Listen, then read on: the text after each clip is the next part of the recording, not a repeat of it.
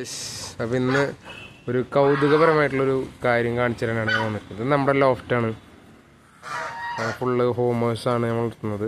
നമ്മുടെ നായ്ക്കുട്ടി ഇത് നമ്മുടെ ചെറിയൊരു ഫാം സെറ്റപ്പാണ്.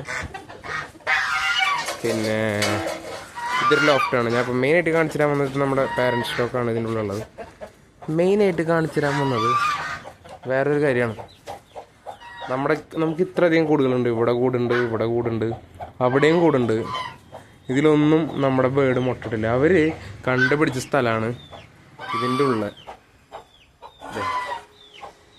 കറക്റ്റ് ഞാൻ ഫ്ലാഷ് അടിച്ച് കാണിച്ചു തരാം. ഇതിൻ്റെ ഉള്ളിലാണ് ഇവന്മാർ കൂട് കൂട്ടിയണത്.